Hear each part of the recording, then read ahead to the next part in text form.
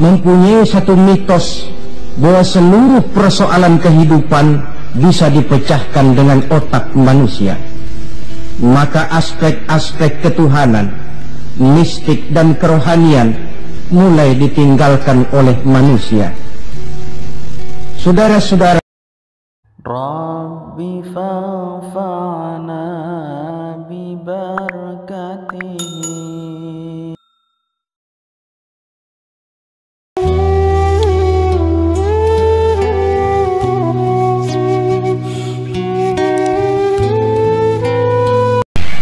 Assalamualaikum warahmatullahi wabarakatuh.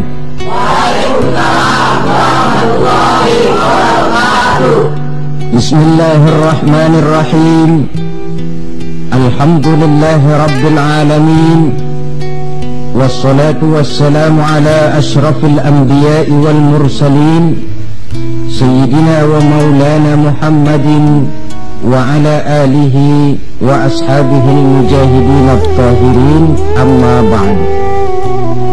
Bapak-bapak, ibu-ibu, saudara-saudara kaum muslimin yang berbahagia,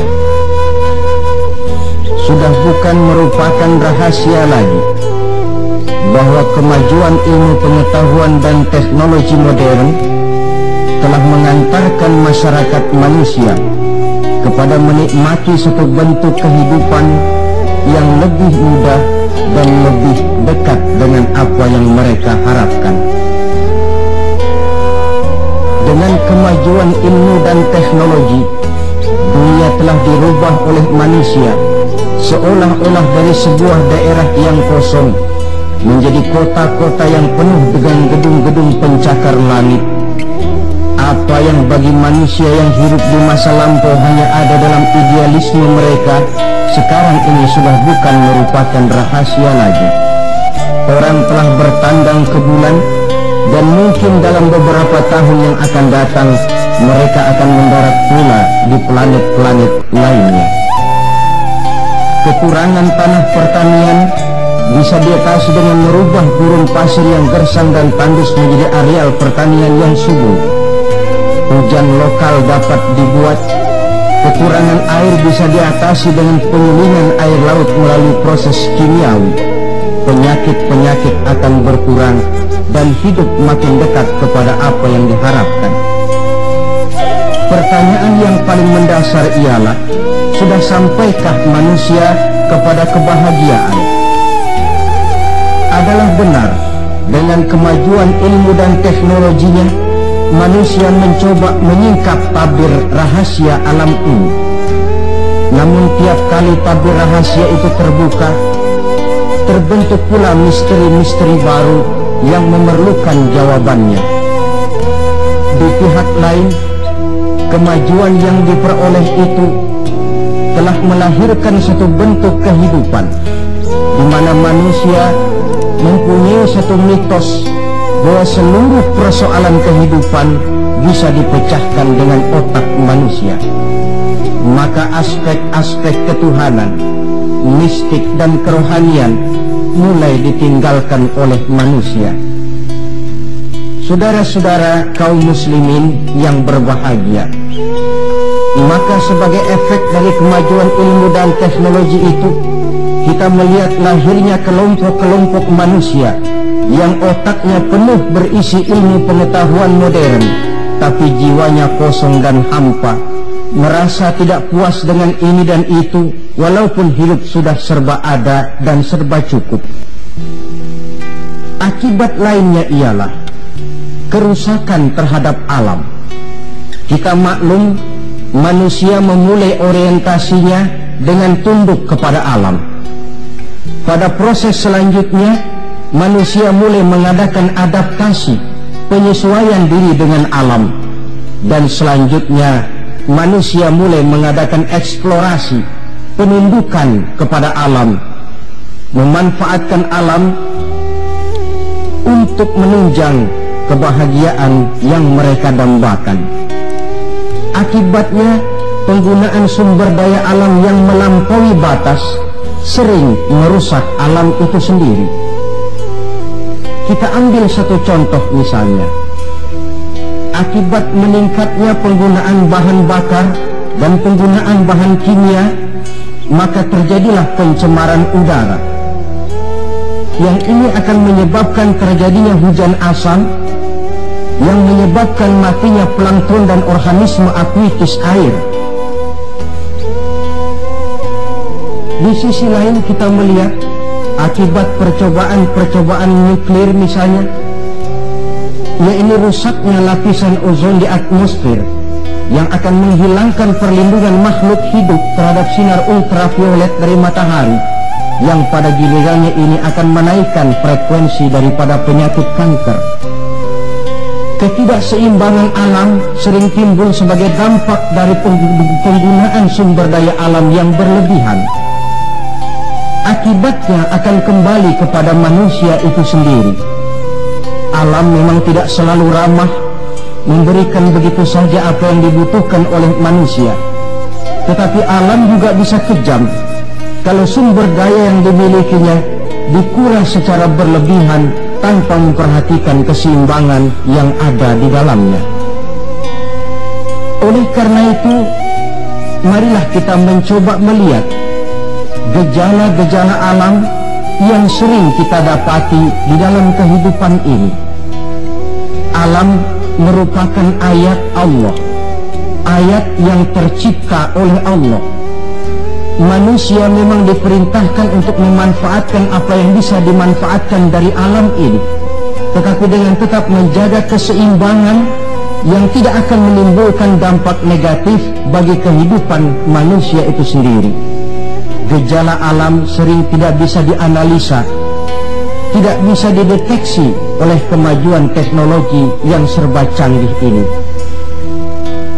Bulan-bulan terakhir ini, gejala-gejala alam ini sering menimbulkan hal-hal yang lazimnya kita namakan dengan musibah. Gempa bumi di Tarutung yang belum selesai itu diatasi, menyusul dengan tanah longsor di Padang Panjang. Belum selesai tanah longsor diatasi orang, Bengkulu dihantam banjir, puluhan jiwa hanyut tanpa nyawa. Belum lagi bencana alam ini selesai, kebakaran pun timbul di mana-mana. Gejala apa semua ini? Ilmuwan mungkin akan menjawab, oh, kalau terjadi gempa bumi itu gejala alamiah, biasa proses pergeseran kulit bumi. Kalau ada tanah longsor, oh, itu karena memang karakter tanahnya yang labil. Salah manusia kenapa tinggal di situ. Mungkin merupakan gejala alamiah, kata para ilmuwan. Mungkin proses pergeseran kulit bumi, kata ahli geologi. Mungkin karakter tanah yang memang labil, kata orang yang ahli tanah. Mungkin karena alam sudah bosan bersahabat dengan manusia, kata Ebit. Kalau tidak percaya, silahkan tanya kepada rumput yang bergoyang. Mungkin. Tetapi pada pertemuan kali ini, saya ingin mengajak kita semua untuk melihatnya dengan kacamata agama. Saya katakan tadi bahwa gejala alamiah sering tidak bisa dideteksi oleh ilmu dan teknologi modern. Berbagai macam analisa, berbagai macam kesimpulan diambil orang setelah terjadinya bencana. Sebelum terjadinya bencana tidak ada orang bicara soal itu. Sebelum Tarutung dilanda gempa tidak ada orang cerita macam-macam. Sebelum Padang Panjang dihantam longsor tidak ada analisa orang tentang karakter tanah yang labil. Setelah banjir terjadi, gempa melanda, topan bertiup, barulah analisa pun bermacam-macam. Maka pada kesempatan ini kita akan melihat gejala ini dengan kacamata agama. Menurut agama, apapun yang menimpa kita lazimnya dinamakan musibah. Musibah ialah ma asaban nasu min khairin aw syarrin. Apapun saja yang menimpa manusia, baik itu merupakan hal-hal yang positif ataupun yang negatif, itu dinamakan musibah. sesuatu yang menimpa manusia. Tapi dalam proses penggunaannya kemudian musibah ini lebih ditujukan kepada hal-hal yang sifatnya negatif dan tidak diharapkan oleh manusia. Saudara-saudara kaum muslimin, musibah yang datang menimpa manusia itu bisa merupakan 3 kemungkinan. Kemungkinan pertama sebagai ujian. Kemungkinan yang kedua merupakan teguran. Dan kemungkinan yang ketiga bisa juga merupakan azab. Jadi kalau datang musibah menimpa kita, hal pertama yang harus kita teliti, ini ujian atau teguran atau merupakan azab. Kalau musibah itu menimpa orang-orang yang beriman, petani yang rajin sujud tapi sawahnya dihantam urang, peladang yang rajin beribadah tapi kebun jambunya dimakan ulat misalnya, itu merupakan ujian. Sebaliknya, seorang mukmin yang gemar melakukan dosa lalu mendapat musibah, itu merupakan teguran agar dia kembali ke jalan yang benar. Sedangkan kalau orang kafir yang mendapat musibah, itu merupakan azab pada kehidupan di dunia ini. Syukurlah kalau musibah yang menimpa kita merupakan ujian. Sebab musibah yang merupakan ujian ini, jikalau kita jalani dengan lapang dada, tetap bertawakal kepada Allah, akan memberikan pahala kepada kita. Apa saja musibah yang merupakan ujian itu?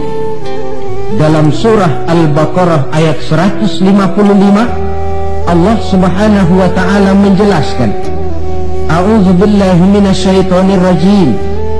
وَلَنَبْلُوَنَّكُمْ بِشَيْءٍ مِّنَ الْخَوْفِ وَالْجُوعِ وَنَقْصٍ مِّنَ الْأَمْوَالِ وَالْأَنفُسِ وَالثَّمَرَاتِ. Dan pasti, kata Allah, ada lam taukid di sini, dan pasti kami akan menguji kamu. Dengan apa? Bisyai'in minal khauf, dengan sebagian kecil dari rasa takut. Rasa takut yang tidak beralasan itu merupakan musibah. Musibah yang ujian buat orang-orang yang beriman. Kadang dalam hidup ini kita dihinggapi rasa takut. Yang kaya takut jatuh miskin, yang berpangkat berkedudukan tinggi takut kalau jatuh lagi, takut pensiun, takut dan paling akhir takut mati. Bisyai'in minal khauf, kami coba, kami uji kamu dengan sebagian kecil daripada rasa takut. Wal ju', dan rasa lapar, kelaparan yang melanda dunia. Di Ethiopia misalnya, di Bangladesh misalnya, dan di belahan bumi-bumi lainnya. Timbul pertanyaan, di negara-negara komunis itu jelas orangnya tidak bertuhan semua, tapi jarang yang kedengaran kelaparan. Apa ini? Inilah ujian buat orang-orang yang beriman. Sebagian kecil dari rasa takut dan rasa lapar. Wa naqsin minal amwal, kekurangan harta, entah kemalingan, entah kebakaran, entah banjir yang menyebabkan rusaknya harta benda, wasamarat, dan kekurangan buah-buahan, panen tidak jadi, musim panas berkepanjangan, orang ngamuk, ulat melanda. Ini merupakan musibah yang ujian. Menghadapi ujian semacam ini, Allah menjelaskan dalam kalimat berikutnya, wa basyiris sabirin, dan gembirakanlah orang-orang yang sabar menghadapi ujian tadi itu. Siapa sih orang yang sabar itu? Dalam pengertian sehari-hari, maaf ya, kita sering salah kaprah dengan sabar ini. Menurut kita yang namanya sabar itu orang yang diem, ayem, nggelenggem, nggak macam-macam, itu kita sebut sabar. Sudah ketahuan nggak salah apa-apa, kepalanya ditampar orang, kelepah, diem aja. Temennya bilang, sampean nggak salah ditampar kok diem. Saya lagi sabar. Oh, saya kira sabar yang begini ini sabar yang salah pasang. Siapa sih orang yang sabar ini? Ayat selanjutnya menjelaskan, ini yang disebut tafsirul ayat bil ayat. Ayat mentafsirkan ayat. Siapa orang yang sabar itu? Alladzina iza asabathum musibah qalu inna lillahi wa inna ilaihi raji'un. Orang yang sabar ialah orang yang kalau mereka kena musibah, mendapat kesulitan, kesukaran, mereka sadar kembali kepada prinsip inna lillahi wa inna ilaihi raji'un. Sesungguhnya kami berasal dari Allah dan sesungguhnya kami akan kembali kepada Allah. Bukan ucapannya, tapi penghayatannya yang terpenting dalam kehidupan. Kalau ini yang jadi basis kehidupan, rasa takut tidak perlu ada dalam hidup ini. Walaupun kekurangan harta, kekurangan buah-buahan, kena musibah lapar, tidak perlu ada rasa takut. Kenapa? Kita sadar segalanya datang dari Allah, akan kembali menghadap Allah. Kalau kita punya jabatan tinggi, tidak takut diberhentikan, tidak takut pensiun. Kenapa? Sadar. Dulu pun waktu saya lahir ke dunia, saya nggak bawa jabatan apa-apa. Kalau sekarang harus pensiun atau diberhentikan, inna lillahi wa inna ilaihi raji'un. Terlahir pun ke alam ini, tidak ada saya menyandang pangkat. Kan tidak ada bayi lahir di pundaknya lalu jadi kopral. Tidak ada. Inna lillahi wa inna ilaihi raji'un. Kalau satu saat dia kehilangan harta yang dicintainya, dia sadar lalu kembali. Dulu pun ketika lahir ke alam ini, tidak ada harta yang saya bawa, telanjang saya lahir ke alam ini. Ini namanya filsafat kehidupan yang paling mendasar. Segalanya datang dari Allah, segalanya akan kembali kepada Allah. Tanpa kesadaran ke arah itu, boleh jadi perasaan takut akan merajai hati kita. Si kaya takut miskin, si pangkat takut jatuh rendah ke bawah, dan selanjutnya dan selanjutnya. Tapi orang yang sadar segalanya datang dari Allah, segalanya akan kembali kepada Allah. Apa yang perlu dirisaukan? Apa yang perlu ditakutkan? Karena basis kehidupannya dia pasrah. Segala yang saya punya, segala yang saya miliki dalam kehidupan ini cuma titipan dari Allah. Kembali semuanya menghadap kepada Allah. Ma'asyiral muslimin rahimakumullah. Itulah sebabnya seorang muslim setiap mendapat musibah, dia harus mengucapkan inna lillahi wa inna ilaihi raji'un. Jangan macam kita ini inna lillahinya kalau ada orang mati saja. Sampai dulu dalam satu pengajian, seorang kiai tanya santrinya, kemana si fulan tidak datang? Kata temannya, si fulan sakit kiai. Kata kiai, inna lillahi wa inna ilaihi raji'un. Temennya nyaut, kiai belum mati dia. Loh, kata kiai, sakit itu kan musibah. Setiap terkena musibah, orang dianjurkan, disunahkan mengucapkan inna lillahi wa inna ilaihi raji'un. Jadi bukan cuma ucapan bibir yang tidak berakar ke hati, tetapi ucapan bibir yang berakar ke hati yang diterjemahkan dalam kehidupan. Segalanya datang dari Allah, segalanya pun akan kembali kepada Allah. Marilah kita lihat dalam kehidupan akibat tidak sadarnya orang kepada inna lillahi. Gejalanya dalam kehidupan modern ini kan bisa kita lihat. Berapa banyak orang-orang yang tadinya sudah adil, berjuang hendak menegakkan keadilan, tapi di tengah jalan dia bisa berbalik menjadi orang yang justru menginjak-injak keadilan. Berapa banyak orang-orang yang tadinya sudah benar, ingin memperjuangkan kebenaran, di tengah jalan berbalik menjadi orang yang hanya mau benar sendirian, walaupun tidak benar bagi orang lain. Dan berapa banyak Orang-orang yang tadinya sudah rela mengorbankan kepentingan pribadi demi kepentingan orang banyak, tapi di tengah jalan dia berbalik menjadi orang yang tidak segan-segan mengorbankan kepentingan orang banyak demi kepentingan pribadi, keluarga, dan golongannya saja.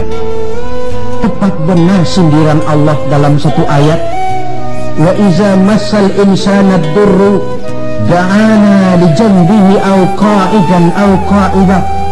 Apabila manusia sedang ditimpa oleh kesulitan, mereka berdoa kepada kami, mohon agar kesulitannya diangkat oleh Allah. Doa itu diucapkannya dalam keadaan berdiri, pada waktu berbaring, dalam segala posisi mohon kepada Allah. Falamma kasyafna anhu durrahu, tapi manakala kesulitan yang menimpa mereka sudah kami angkat, kami hilangkan, marra ka'allam yad'una ila durrin massahu, mereka berjalan dengan sombongnya seolah-olah belum pernah minta tolong kepada kami sebelumnya. Ini gejala manusia sekarang. Kalau kepepet, ya Allah. Dihantam banjir, Allah. Ada kebakaran, Allah. Kena bumi gempa, Allah. Dalam keadaan normal, Allah pun dicampakkan dalam kehidupannya. Na'udzubillah.